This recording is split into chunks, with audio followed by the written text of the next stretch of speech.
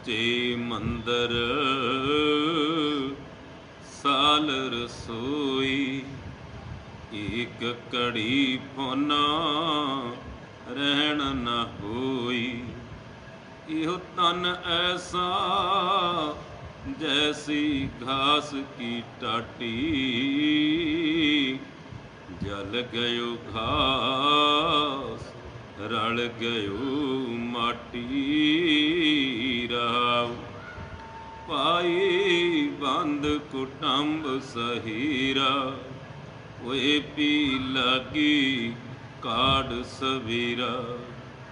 घर की नार उरें तन लागी, ओ ता भूत भूत कर भागी। कह रवदास सब जग लुटिया, हम तो एक राम कै छुटिया।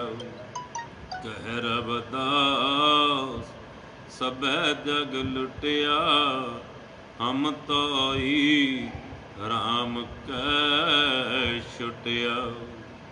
परम सन्मानयोग जुगु जुग अटल बाणी की बोहित ਸਾਹਿਬ सतगुरु श्री गुरु ग्रंथ साहिब महाराज निੱਘੀ ਗੋਦ ਦੇ ਅੰਦਰ ਸੱਚਖੰਡ ਵਾਸੀ ਸੰਤ ਬਾਬਾ ਟਹਿਲਦਾ ਸਮਾਰਿਆ ਤਪੋ ਸਥਾਨਾਂ ਤੇ ਕਿਤੇ ਜਾਈ ਬਹੁ ਸਤ ਸੰਗਤੀ, ਜਿੱਥੇ ਹਰ ਕਾ ਹਰ ਨਾਮ ਬਲੋਈਏ।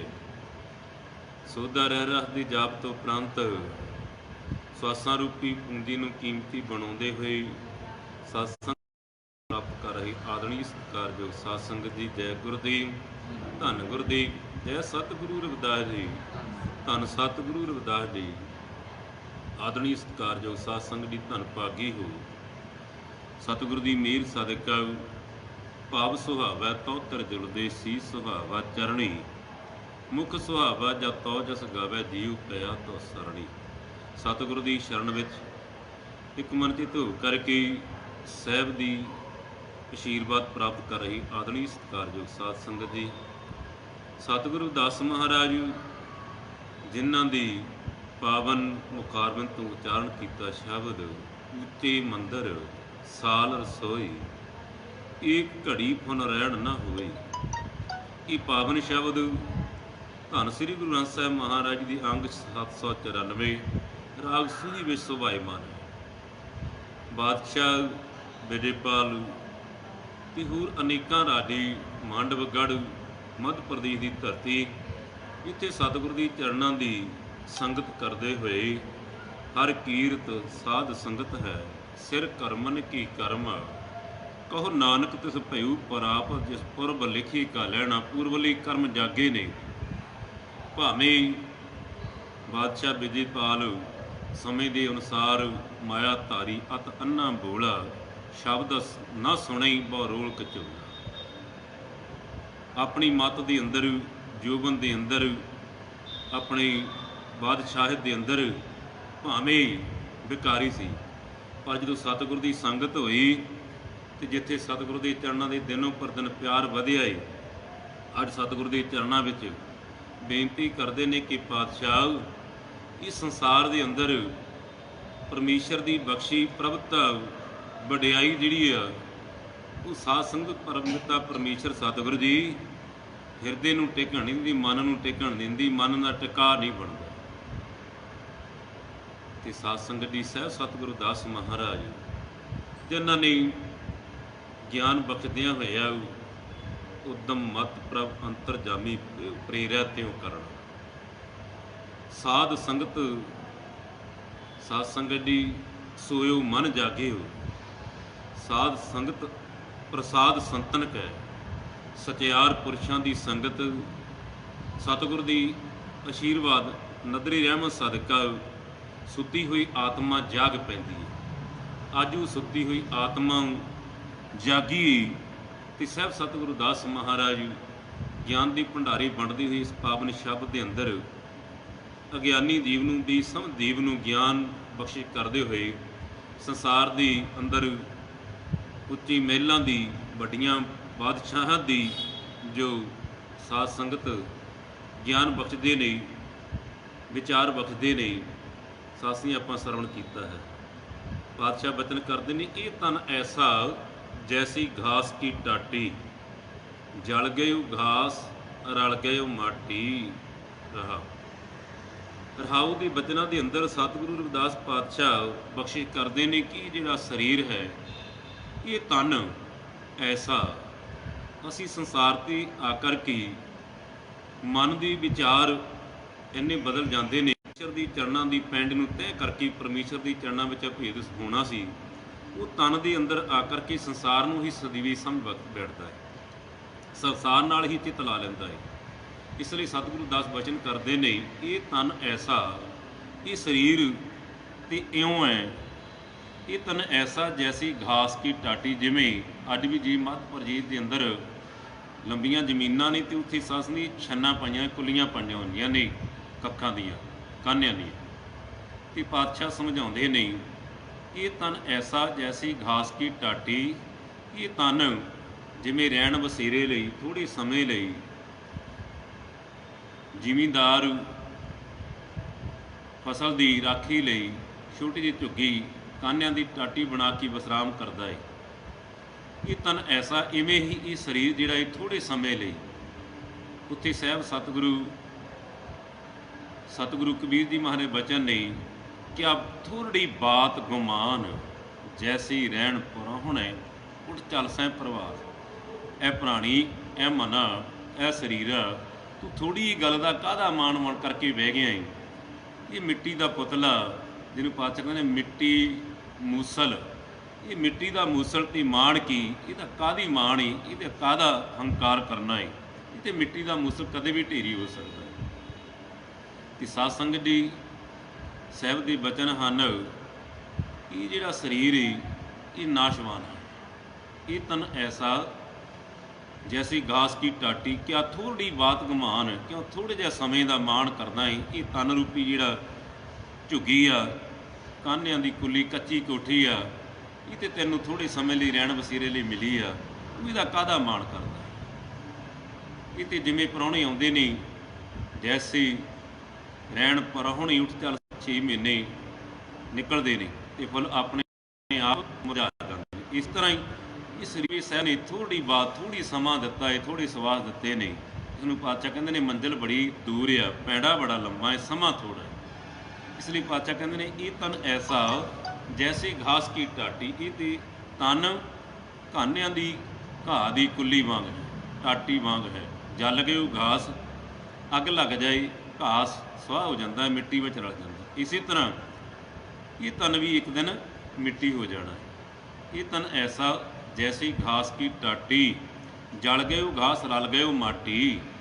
फिर माटी से माटी रली नांगा उठ जाई, ये मिट्टी च मिट्टी रल जाती है। फिर काहदा माणिया, ना किश लै आयो तो ना किश लै जात, ना कुछ लैके आए तो ना कुछ लैके जाना। फिर काहदी हौमे काहदा माणे।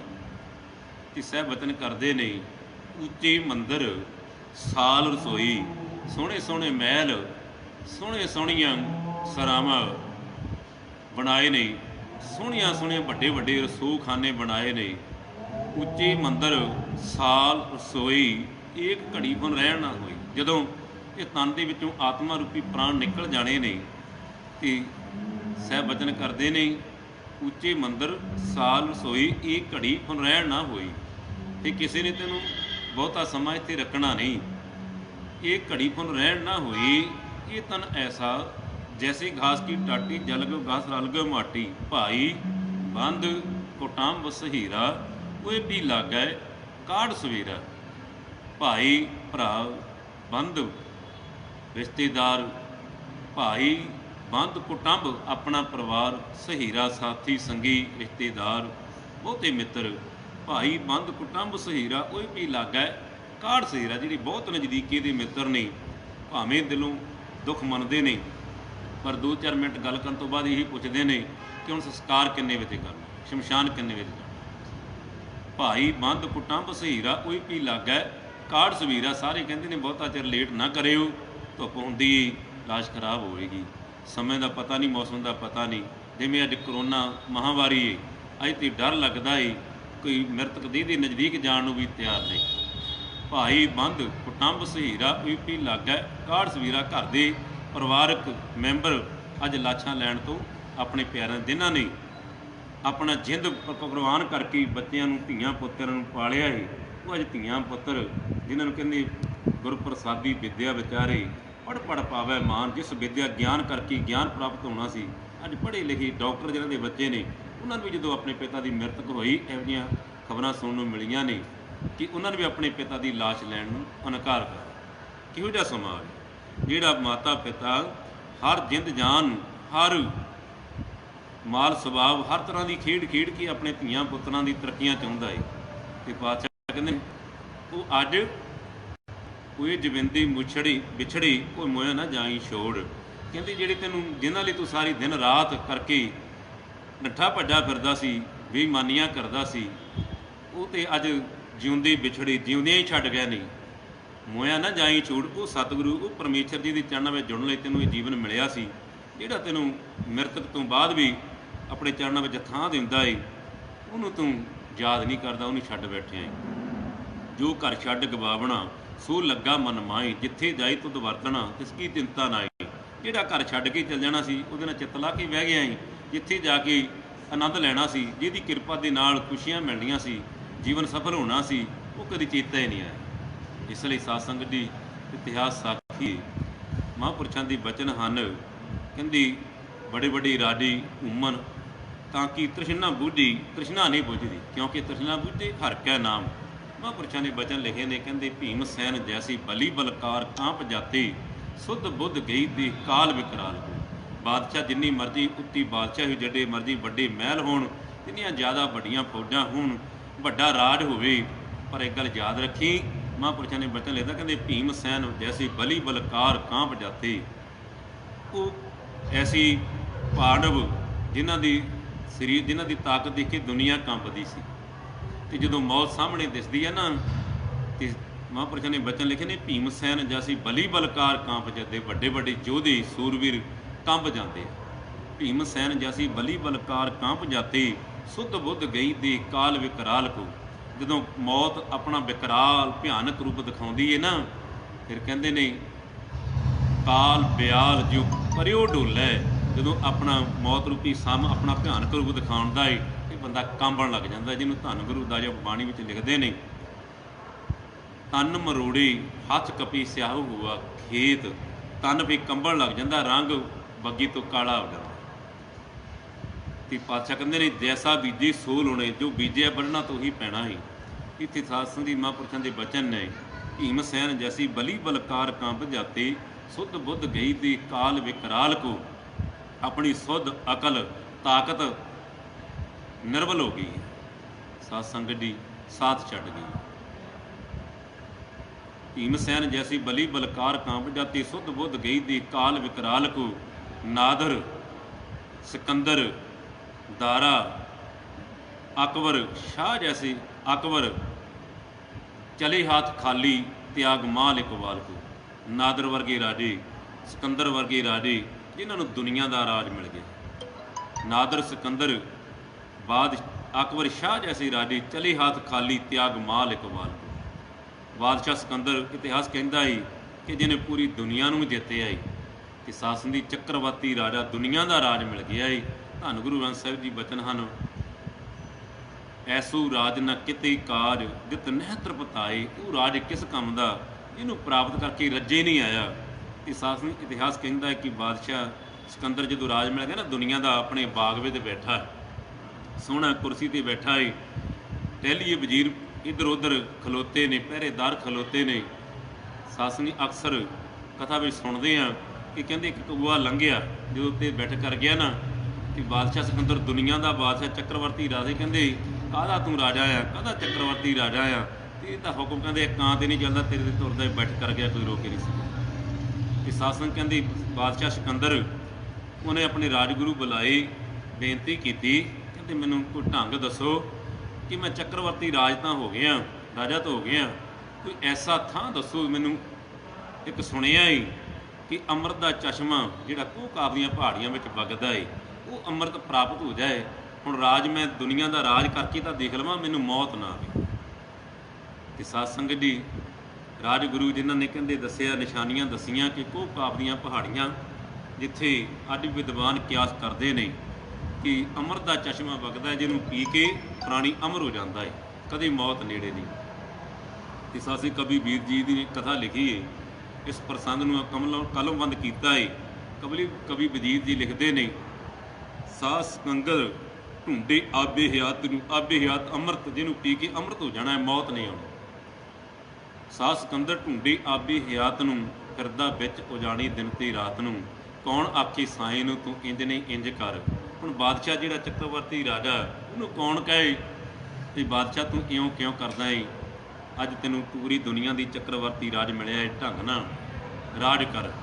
ਤੇ ਸਾਧ ਸੰਗਤ ਦੀ ਕੀ ਹੋਇਆ ਏ, ਰਾਜ ਟਹਿਲੀ ਵਜ਼ੀਰ ਸੇਵਾਦਾਰ ਨਾਲ ਨੇ। ਇਤਿਹਾਸ ਕਹਿੰਦਾ ਏ ਕਿ ਜਦੋਂ ਰਸਤੇ ਦੇ ਪੜਾਅ ਕਿਆਮ ਕਰਦਿਆਂ ਇੱਕ ਜਗ੍ਹਾ ਜਾ ਕੇ ਰੁੱਝੇ ਨੇ, ਤੇ ਸਾਧ ਸੰਗਤ ਦੀ ਉੱਥੋਂ ਆਵਾਜ਼ ਆਉਂਦੀ ਹੈ ਤੇ ਜਦੋਂ ਉੱਠਿਆ ਨਾ ਤੇ ਆਪਣੇ ਸਾਥੀਆਂ ਨੂੰ ਦੱਸਦਾ ਏ ਬਾਦਸ਼ਾਹ ਸਿਕੰਦਰ ਕਿ ਮੈਨੂੰ ਸੁੱਤੇ ਪਿਆਂ ਇੱਕ ਆਵਾਜ਼ ਆਈ, ਜਿਹਨੂੰ ਅਸੀਂ ਕਹਿੰਦੇ ਹਾਂ ਅਲਹਾਮ ਆਕਾਸ਼ਬਾਣੀ। ਕੀ ਆਈ ਆਵਾਜ਼ ਕਿ ਕਹਿੰਦੀ ਇੱਥੇ ਜਿਹੜੇ ਪੱਥਰ ਨੇ ਨਾ, ਉਹਨਾਂ ਨੂੰ ਜਿਹੜਾ ਚੁੱਕੇਗਾ ਉਹ ਵੀ ਪਛਤਾਵੇਗਾ, ਜਿਹੜਾ ਨਹੀਂ ਚੁੱਕੇਗਾ ਉਹ ਵੀ ਪਛਤਾਵੇਗਾ। ਤੇ ਸਾਸੀ ਮੇਰੇ ਵਰਗੇ ਸਾਥੀਆਂ ਨੇ ਜਦੋਂ ਸੁਣਿਆ ਨਾ, ਕਿਸੇ ਨੇ ਇੱਕ ਚੱਕਿਆ, ਕਿਸੇ ਨੇ ਦੋ ਚੁੱਕੇ, ਕਿਸੇ ਨੇ ਚੁੱਕਿਆ ਹੀ ਨਹੀਂ। ਆਪੋ ਆਪਣੇ ਬਸਤਰੇ ਬੰਨੇ ਅਗਲੇ ਪੜਾਅ ਦੇ ਜਦੋਂ ਚੱਲੇ ਨਾ, ਅਗਲੇ ਪੜਾਅ 'ਤੇ ਜਾਂਦੇ ਨੇ ਤੇ ਲੰਗਰ ਪ੍ਰਸਾਦ ਦਾ ਪ੍ਰਬੰਧ ਕਰਕੇ ਜਦੋਂ ਛਕਣ ਲਈ ਆਪੋ ਆਪਣੇ ਬਸਤਰ ਖੋਲ੍ਹਦੇ ਨੇ, ਕੀ ਦਿਖਦੇ ਨੇ, ਜਿਹੜੇ ਪੱਥਰ ਨੇ ਉਹ ਹੀਰੇ ਨੇ। ਤੇ ਸਾਧ ਸੰਗਤ ਜੀ, ਜਿਹਨੇ ਦੋ ਚੁੱਕੇ ਉਹ ਸੋਚਦਾ ਮੈਂ ਚਾਰ ਚੁੱਕ ਲੈਂਦਾ, ਜਿਹਨੇ ਇੱਕ ਚੁੱਕਿਆ ਸੋਚਦਾ ਮੈਂ ਦੋ ਚੱਕਦਾ, ਜਿਹਨੇ ਚੁੱਕਿਆ ਹੀ ਨਹੀਂ ਉਹ ਸੋਚਦਾ ਵੀ ਚੱਕ ਲੈਂਦੇ ਤਾਂ ਚੱਕੇ ਰਹਿੰਦੇ। ਤੇ ਸਾਧ ਸੰਗਤ ਜੀ, ਪਛਤਾਵਾ ਹੁਣ ਪਤਾ ਲੱਗ ਗਿਆ, ਨਿਸ਼ਾਨੀਆਂ ਦਾ ਪਤਾ ਲੱਗ ਗਿਆ ਕਿ ਹੁਣ ਕੋਹ ਕਾਪ ਦੀਆਂ ਪਹਾੜੀਆਂ, ਇਹ ਚਸ਼ਮਾ ਉੱਥੇ ਹੀ ਵਗਦਾ। ਢੂੰਡਦੇ ਫਿਰ ਦੁਬਾਰਾ ਉੱਥੇ ਪਹੁੰਚ ਜਾਂਦੇ ਨੇ। ਇਤਿਹਾਸ ਕਹਿੰਦਾ ਹੈ ਕਿ ਜਿਹੜਾ ਰਾਜ ਟਹਿਲੀਏ ਨੇ, ਵਜ਼ੀਰ ਨੇ, ਉਹ ਤੇ ਇੱਕ ਜਗ੍ਹਾ ਕਿਆਮ ਕਰਦੇ ਨੇ ਤੇ ਰਾਜਾ ਨਿਕਲ ਗਿਆ, ਸਿਕੰਦਰ ਨਿਕਲ ਗਿਆ। ਇੱਧਰ ਢੂੰਡਦਾ ਕਹਿੰਦੇ ਅੰਮ੍ਰਿਤ ਦੇ ਚਸ਼ਮੇ 'ਤੇ ਪਹੁੰਚ ਗਿਆ। ਜਦੋਂ ਪਹੁੰਚ ਗਿਆ ਨਾ, ਚਸ਼ਮਾ ਵਗਦਾ ਏ, ਵਿੱਚ ਜਾ ਕੇ ਖੜ ਗਿਆ, ਚਸ਼ਮੇ 'ਤੇ ਬੁੱਕ ਭਰ ਲਿਆ ਏ। ਜਦੋਂ ਪੀਣ ਲੱਗਿਆ ਨੇ, ਸਾਹਮਣੇ ਬੈਠਾ ਏ ਇੱਕ ਜਾਨਵਰ, ਉਹਨੇ ਆਵਾਜ਼ ਦਿੱਤੀ, ਕਹਿੰਦੇ ਅੰਮ੍ਰਿਤ ਫਿਰ ਪੀਵੀਂ, ਪਹਿਲਾਂ ਮੇਰੇ ਵੱਲ ਦੇਖ। ਤੇ ਜਦੋਂ ਦੇਖਿਆ ਤੇ ਕਹਿੰਦੇ ਆਹ ਦੇਖ ਲਾ, ਮੈਂ ਵੀ ਅੰਮ੍ਰਿਤ ਪੀਤਾ ਸੀ ਤੇ ਮੈਂ ਵੀ ਕਹਿੰਦਾ ਸੀ ਕਦੇ ਮਰਾਂ ਨਾ, ਅੱਜ ਮੇਰੇ ਖੰਭ ਝੜ ਗਏ ਨੇ, ਮੈਂ ਮੌਤ ਉਡੀਕਦਾ, ਮੌਤ ਆਉਂਦੀ ਕੋਈ ਨਹੀਂ, ਕਿਤੇ ਇਹ ਨਾ ਹੋਵੇ ਕੱਲ੍ਹ ਨੂੰ ਐਸੀ ਅਵਸਥਾ ਹੋਵੇ ਦੁਨੀਆ ਮਖੌਲ ਕਰੇ, ਕੌਣ ਪੁੱਛੇ ਕਿਹਦਾ ਚਾਚਾ, ਕਿਹਦਾ ਬਾਬਾ, ਕਿਹੜਾ ਪੜਦਾਦਾ, ਕਿਹਦਾ ਨੱਕੜ ਦਾਦਾ, ਤੇ ਕੀ ਜਵਾਬ ਦੇਂਗਾ। ਤੇ ਇਤਿਹਾਸ ਕਹਿੰਦਾ ਏ ਸਾਧ ਸੰਗਤ ਜੀ, ਜਿਹੜਾ ਅੰਮ੍ਰਿਤ ਦਾ ਬੁੱਕ ਭਰਿਆ ਸੀ ਨਾ, ਇੱਦਾਂ ਹੀ ਡੋਲ ਦਿੱਤਾ, ਤੂਫਾਨ ਆਇਆ, ਉਡਾ ਕੇ ਰਹਿ ਗਿਆ। ਨਾ ਅੱਜ ਤੱਕ ਸਿਕੰਦਰ ਲੱਭਾ ਤੇ ਨਾ ਰਾਜ ਲੱਭਾ। ਇਸ ਲਈ ਇੱਦਾਂ ਹੀ ਅਸੀਂ ਭਾਵ ਅਮੋਲਕ ਸਵਾਸ ਜਿਹੜੇ ਆ ਸਾਡੇ, ਸਤਿਗੁਰ ਦਾ ਸ਼ਬਦ ਸੇਵਾ ਸਦਕਾ ਇਹ ਤਨ ਸਫਲ ਹੋਣਾ, ਇਹ ਸਿਮਰਨ ਸਦਕਾ ਸਵਾਸਾਂ ਨੂੰ ਹੀਰਿਆਂ ਦੇ ਰੂਪ ਪਰੋ ਦੇਣਾ ਸੀ। ਜਿਹੜੇ ਸਵਾਸ ਹੀਰਿਆਂ ਦਾ ਮੁੱਲ ਪੈ ਜਾਣਾ ਸੀ, ਇੱਕ ਸਵਾਸ ਦਾ, ਇਹਨੂੰ ਸਤਿਗੁਰੂ ਦਾਸ ਜੀ ਕਹਿੰਦੇ ਨੇ ਹਰ ਸੋ ਹੀਰਾ ਛਾੜ ਕੇ, ਪਰਮੇਸ਼ਰ ਦੇ ਸਿਮਰਨ ਨੂੰ ਛੱਡ ਕੇ ਇੱਕ ਸਵਾਸ ਨੂੰ ਅਮੋਲਕ ਹੀਰਿਆਂ ਨੂੰ ਕੌਡੀਆਂ ਦੀ ਭਾਗ ਗਵਾ ਕੇ ਕਰਹਿ ਆਨ ਕੀ ਆਸ, ਇੱਧਰ ਉੱਧਰ ਪਦਾਰਥਾਂ ਵਿੱਚੋਂ ਸੁੱਖ ਲੱਭਦੇ ਆ ਤੇ ਨਰ ਦੂਜ ਕੇ ਜਾਏਗੀ। ਪਾਤਸ਼ਾਹ ਇੱਥੇ ਵੀ ਉਹ ਦੁੱਖ ਭੋਗਦੇ ਨੇ, ਕਿਉਂਕਿ ਚੁਗਲੀ ਨਿੰਦਿਆ ਬਖੀਲੀ ਅੰਦਰੋਂ ਪਦਾਰਥ ਕਦੀ ਮਿਲਦੇ ਨਹੀਂ। ਬਰਕਤ ਕਮਾਈ ਦੀ ਜਿਹੜੀ ਕੀਮਤ ਹੁੰਦੀ ਹੈ, ਕਮਾਈ ਦੀ ਜਿਹੜੀ ਆਪਣੀ ਮਿਹਨਤ ਦੀ ਕਮਾਈ ਹੁੰਦੀ, ਉਹਦੇ ਵਿੱਚ ਬਰਕਤ ਹੁੰਦੀ ਹੈ, ਉਹਦੇ ਅੰਦਰ ਰੱਜ ਹੁੰਦਾ ਏ, ਉਹਦੇ ਅੰਦਰ ਸ਼ਾਂਤੀ ਹੁੰਦੀ ਏ, ਸਬਰ ਹੁੰਦਾ ਏ। ਇਸ ਲਈ ਅੱਜ ਐਸੋ ਰਾਜ ਨਾ ਕਿਤੇ ਕਾਜ ਨਾ ਜਿਤ ਨਹਿਤਰ ਬਤਾਏ, ਉਹ ਰਾਜ ਕਿਸ ਕੰਮ ਦਾ ਜੇ ਰੱਜੇ ਨਹੀਂ ਆਇਆ। ਤੇ ਸਾਧ ਸੰਗਤ ਜੀ, ਕੀ ਹੋਇਆ ਏ, ਕਵੀ ਵਜੀਦ ਲਿਖਦੇ ਨੇ, ਸਾਸੀ ਆਇਆ ਤੂਫਾਨ ਉਡਾ ਕੇ ਲੈ, ਕੌਣ ਆਖੇ ਸਾਈਂ ਨੂੰ ਤੂੰ ਇੰਜ ਨਹੀਂ ਇੰਜ ਕਰ, ਅੱਜ ਤੱਕ ਸਿਕੰਦਰ ਨਹੀਂ ਲੱਭਾ। ਉਹਨੂੰ ਪਾਤਸ਼ਾਹ ਲਿਖਦੇ ਨੇ, ਸਗਲ ਸ੍ਰਿਸ਼ਟ ਕੋ ਰਾਜਾ ਦੁਖੀਆ, ਸਾਰੀ ਸ੍ਰਿਸ਼ਟ ਦਾ ਰਾਜ ਮਿਲ ਜੇ ਪਰਮੇਸ਼ਰ ਦੇ ਨਾਮ ਤੋਂ ਬਿਨਾਂ ਦੁੱਖ ਹੀ ਦੁੱਖ। ਤੇ ਸਾਹਿਬ ਕਹਿੰਦੇ ਨੇ ਹਰ ਕਾ ਨਾਮ ਜਪਤ ਹੋਏ ਸੁਖੀਆ, ਜਿਨ੍ਹਾਂ ਨੇ ਪਰਮੇਸ਼ਰ ਦੇ ਨਾਮ ਨੂੰ, ਸਾਧ ਸੰਤੋਖ, ਧਰਮ ਧੀਰ ਦੇ ਸਤਿਗੁਰ ਦੇ ਗੁਣਾਂ ਨੂੰ, ਨਿਮਰਤਾ ਨੂੰ, ਮਿੱਠੇ ਮਿੱਠੇ ਬੋਲ, ਮਿੱਠੀ ਬਾਣੀ, ਹਰ ਵਚਨ ਨੂੰ ਢੰਗ ਦੇ ਨਾਲ ਸੰਗਤਾਂ ਦੇ ਅੰਦਰ, ਜਿਵੇਂ ਅੱਜ ਪੂਰੇ ਵਿਸ਼ਵ 'ਤੇ ਕਰੋਨਾ ਫੈਲਿਆ ਏ, ਤੇ ਸਾਧ ਸੰਗਤ ਸਾਡੇ ਡਾਕਟਰ ਸਾਹਿਬਾਨ, ਪ੍ਰਸ਼ਾਸਨ ਤੇ ਸਾਡੀ ਸਰਕਾਰ, ਪ੍ਰਧਾਨ ਮੰਤਰੀ ਤੇ ਆਪੋ ਆਪਣੇ ਮੁੱਖ ਮੰਤਰੀ, ਹਰ ਜਗ੍ਹਾ 'ਤੇ ਜਿੱਥੇ